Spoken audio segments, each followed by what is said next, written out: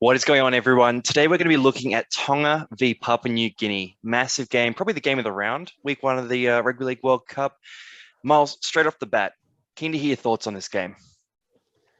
Yeah, mate, what an epic start to these two's Rugby League World Cup campaign. I thought PNG, and we both said it going into this game, they had every opportunity to win this game.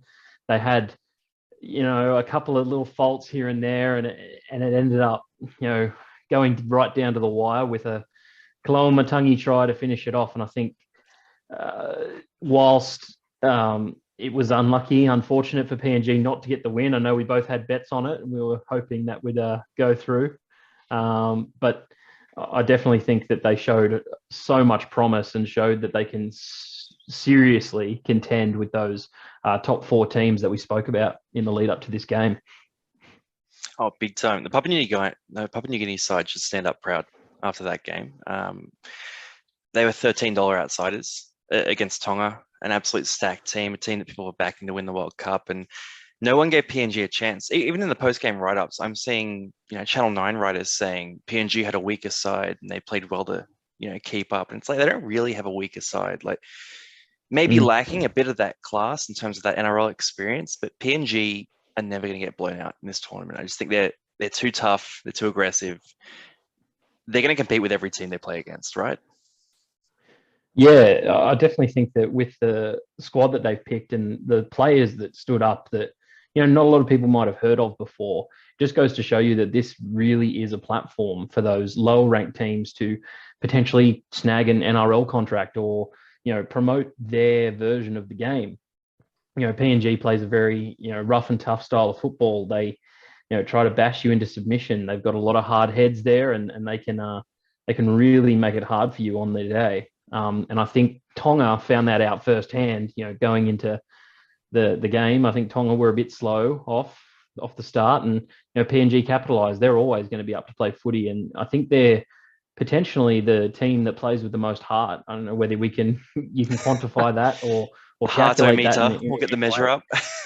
Yeah, we're playing with a lot of heart, and they definitely care about their rugby league, and that's something that can't be understated for PNG. But good on Tonga for eventually, getting the win and doing what was heavily expected of them, but they made it difficult on themselves.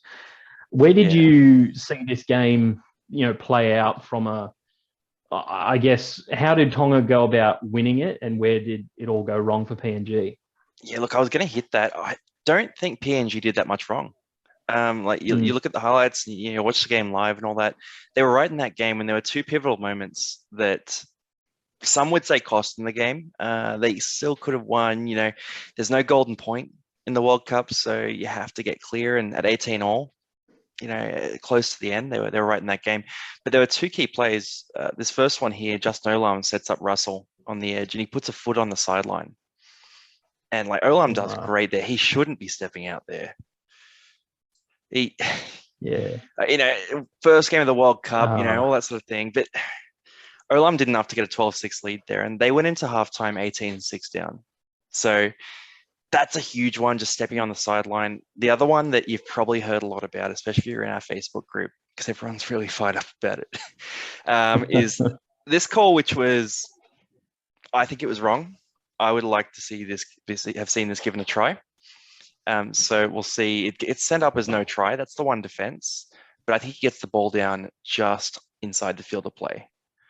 And we're going to see it just there. Look at that. Just a millimeter perfect. You can kind of understand it going up, no try, and being kept that way. But I wanted this to be a try. I wanted this to be a try. I wanted PNG to go 18 all, 27 minutes to go. What a setup. Well, would you have given this one?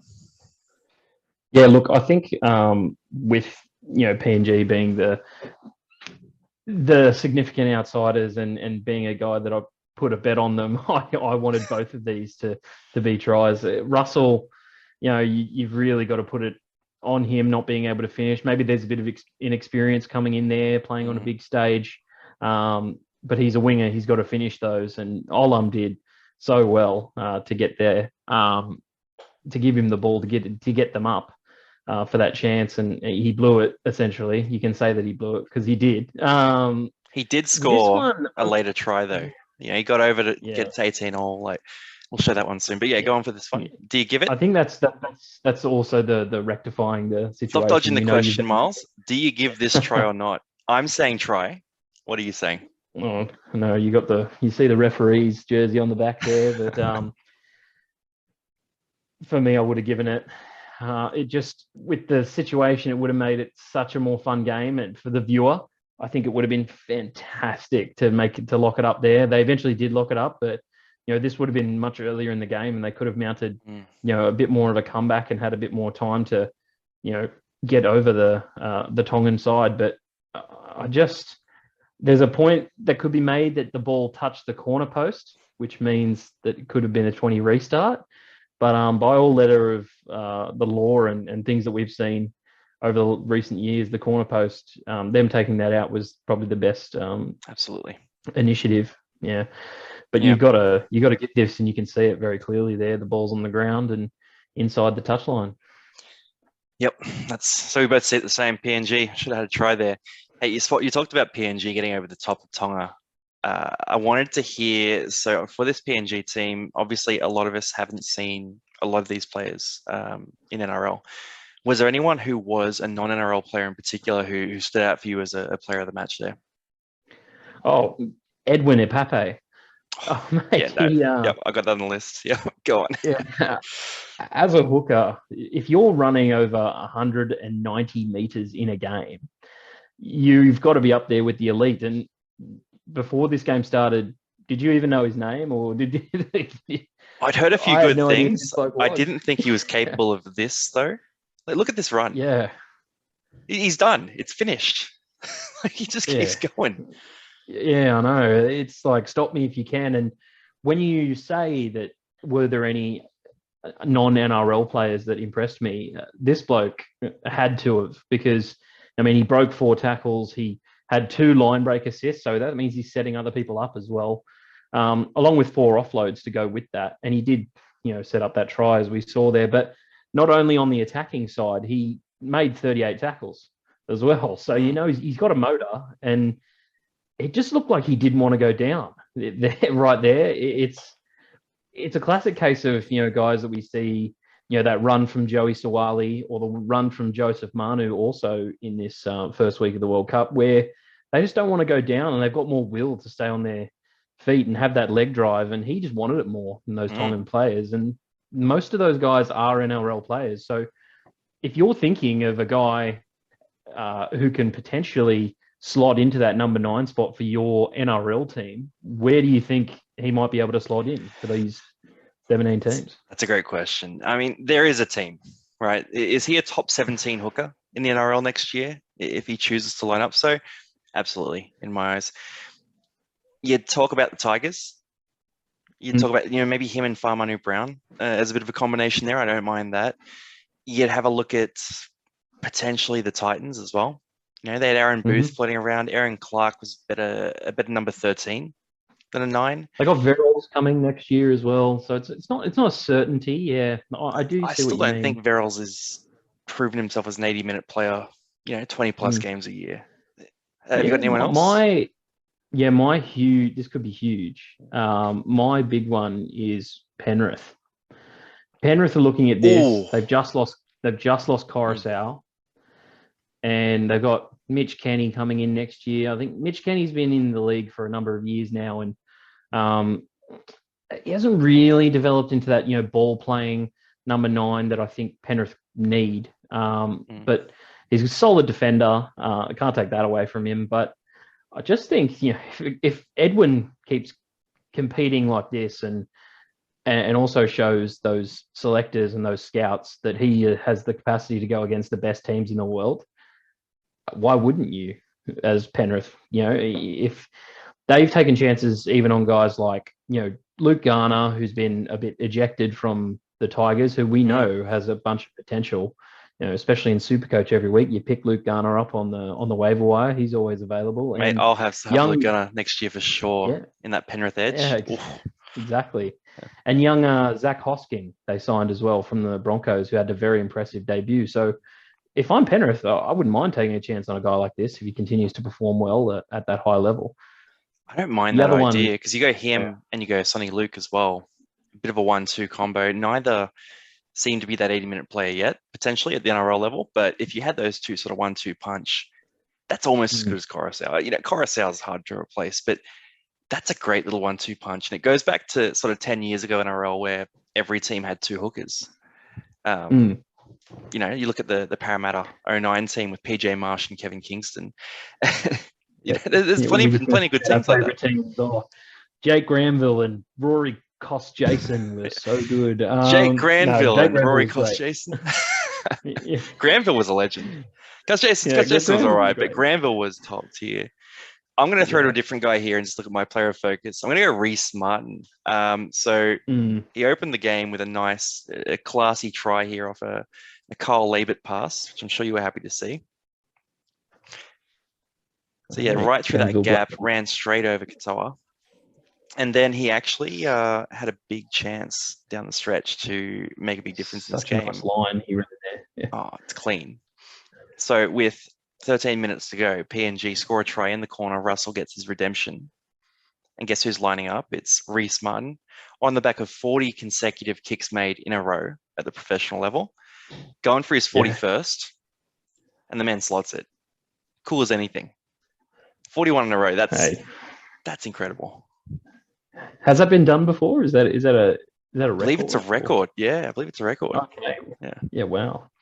He's got 20 tries in 75 games in Super League too. So Reece Martin, I loved him when he was at Dogs. I'd almost forgotten about him a bit coming to this, and then immediately remembered who he was when he scored that try. So, that's Reece Martin. All right, he had a great game for them.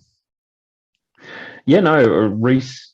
He showed some potential here in the NRL. I'm surprised that he did what a lot of kind of fringe NRL players do, and they go to the Super League to try and learn their craft and apply their trade. And to hear that he's slotted 40 goals on the trot, and then 41st with that one to tie it up in quite a critical game here. Clutch sideline.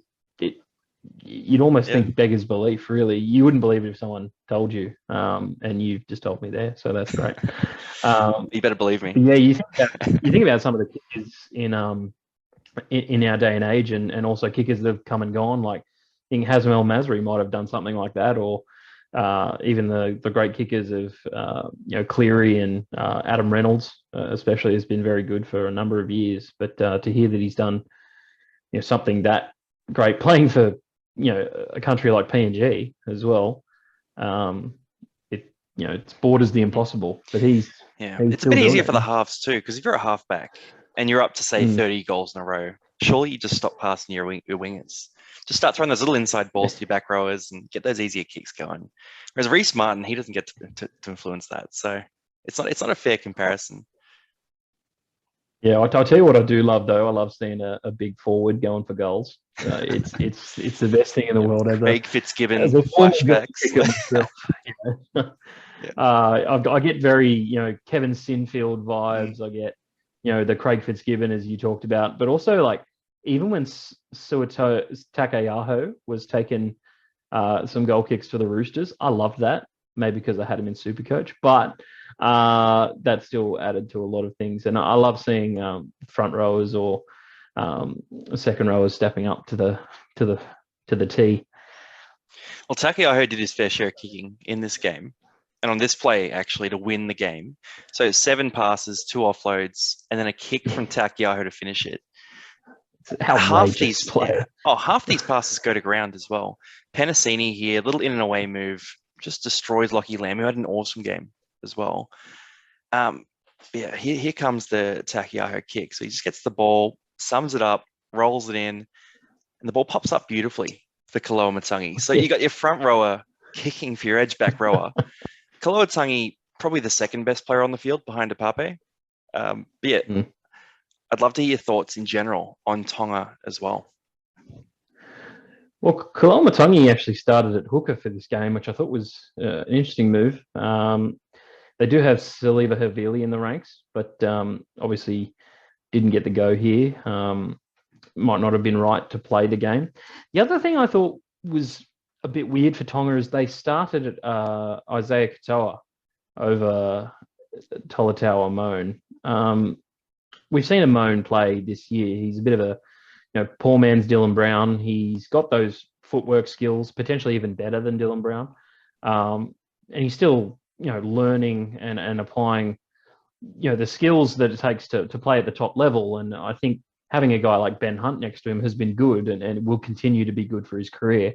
But I just think, keeping him out of a game like this, one that you needed to win, first of all, to solidify that top spot, I'd say, in this group, was just an odd move for me. And I'm not sure why it was made. But, the halves were a bit of a mix and match. Lolohea has been a 5'8" / fullback most of his career. And Isaiah Katoa hasn't actually had much top grade experience. He's 18 as well. So he's also young. So, I'll tell you what, I thought he played all right. I mean, like, as far as 18-year-old halves go, he came in, he had some really good plays. He had some nice balls. He fed Sully a nice one that we're going to show in a bit. Struggled a little in defense every now and then, but again, 18-year-old half playing against PNG, like, God, I find it hard to critique anyone missing a tackle against those boys because you'd be bruised after it. Yeah, so are you saying you'd play Lolohea with Amone or? Yeah, look, I just think on the back of Amone's year, and especially he really started to take off towards the end of the year. Didn't get the Dragons into the finals, but he definitely stepped up. I think there was a game where he completely took over, and Ben Hunt was just a footnote in the halves. Yeah, there he's got a towards the end of hat-trick the season in that game. Yeah, that's right. It's huge. Yeah.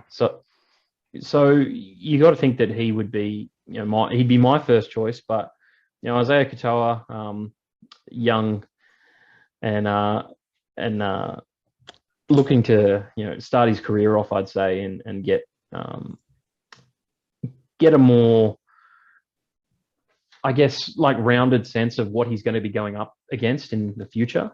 So I can see why you'd want to blood him. But yeah, I thought Lolohea was probably the pick of the halves for me, and I can see why / if they'd put in Talatau Amone, I'd completely understand it moving forward. Yeah, I mean, I think Amone's hard to ignore. I do agree with that. Even if you played him off the bench and did something with, I don't know, you maybe have the three of them on the field at once, potentially. It's not great for defense, but their pack is so good that you think maybe they can cover that. Yeah, the pack's outrageous. I thought, though, watching Kohler step into that number 1 jersey was a great sight to see. He's just so electric. I think he adds a lot with his footwork and speed. I don't know how you saw Kohler's move from. Did you find it interesting that they put him at fullback? I mean, I did call that in our preview that he'd probably play there or the wing, but he set up this try beautifully. Debatable pass at the end of it, but no, his run on that try was incredible. Like he's got the work rate for it. He's got sort of the speed. They don't have a genuine number 1 in terms of like a week to week NRL starter number 1 in their roster. So you either go Kohler or you go Lolohea. Potentially, I mean, who else is there? It's probably one of those guys. I think. Yeah, look, I can see if they put Lolohea to the back, what he's going to offer you. He's definitely got some, great running ability. He's very stocky build kind of guy, so he's pretty hard to bring down as well. But you could also use that in your halves as well. I just think they're kind of like Samoa in the sense that they're not going to have the strongest kicking game, but they're going to try and run over the top of you with their forwards. I just think Tonga were better at it against PNG than Samoa were earlier in the week against England. Whereas PNG's kicking game, not bad. Like, Lockie Lamb, Carl Labert, I got to say, I reckon through the spine, that was actually a strength because we talked about Apape, but the spine of PNG was a big strength against Tonga here. Yeah, Alex Johnston had a great game too. And he ran over for 100 meters as well. And he's always wanted to make that shift to fullback. We've heard rumblings in the past about him making that permanent shift, and the Rabbitohs said, "No way, mate, go somewhere else." And he decided, "No, don't worry, I'm going to be a winger." But I think at this level for PNG, he's definitely the best option for them. It's about having those guys in your squad to be able to, chop and change when you need to, especially if injuries happen. I think with having Lolo here there really helps because he's, played a lot over in those conditions. He knows it quite well. And I can see why you'd want to go with him as your premier half. Bacola, I can definitely see him being a fullback in the future, just based on that one play. He identified the opportunity, saw that they were short on the right, and he went there and he backed his speed. And I think Manly's got to get the ball to him more. I think out on the right edge this year, he didn't really see much ball, and it was painful watching him every week. Just that he could stand up defenders. There's actually a highlight from when Manly played Newcastle, and I advise anyone who's watching this to go and watch that highlight because he basically had Anari Tawala sitting in his seat because just a little in and away, and Tawala couldn't go with him because he's so fast. And that was when he got the ball in space, and you gave him a bit of room to move, and he made you pay for it. And that's what PNG did here. Unfortunately, it cost him 6 points. One other thing you'd say about him too is deceptively tough. So watching him play, because I had him in a lot of sort of fantasy and Supercoach comps, just on that raw speed and that ability he'd shown, did not expect him to be as tough as he was. When you're going head on against him, no one was beating him head on. No, like people were trying to run over him early in his career. They very quickly realized that he's going to put you on your butt and just win that contact. So he's strong as hell. The problem for me when we're talking about Lola here to fullback, I'm just looking at the team list here. There's not a lot of other players you want to move out. Like Moses Sully had a great game. Will Penasini summed things up really nicely a couple of times there too. Tupou and Katoa. I think Katoa is one of the best finishers in the world. You could make a case for Tupou, and then you move Kola to the wing, but Tupou sort of done it on levels. Talakai sat on the bench too. Like CSC for Talakai, the guy who played State of Origin this year, and he sat on the bench for 65 minutes. So you're right, they've got options, and it's about what combination they want to go with. But they do need to start quicker than they did here. Yeah, that's a big challenge for them, isn't it? And you got to try and find a way to get all these guys involved, because even Dave Feeder came on just over halftime as well. So another guy who was just sitting on the bench for a while. Great tackle from Lockie Lamb on him, by the way. So he got over the try line. Lockie Lamb just wrapped the ball up. Again, just that PNG defense. Overall, though, let's just go into predictions for these guys in the next couple of weeks. Do you see either of these teams losing a game in this pool? Look, not to the teams that played after them. I think the Cook Islands and Wales just probably haven't got either the chemistry, number one, that PNG have, or the genuine footballing talent that Tonga have. So it's going to be tough for either team to get a win on PNG or Tonga. But I was really hoping that PNG would make our prediction come true and they'd top the group. But it was a close game, great to watch, and I'm sure all the fans out there loved it as well. Oh, ripper game. I mean, I picked Tonga, just throwing it out there, but I couldn't not put a bit of money on PNG at $13. That's too good. I thought it'd be a close game. Robbed, yeah. Anyway, look, good work, Tonga. Probably going to go 3-0 in their pool. PNG, you'll still be going through. You'll still be in the finals. Maybe a tougher game, but look, both teams are going to have their chance to show it. Anyway, thanks for joining us, guys. We'll keep reviewing these games. If there's any content you want to see around the World Cup or any particular questions you want us to answer, shoot them through in the comments. Otherwise, we'll see you soon.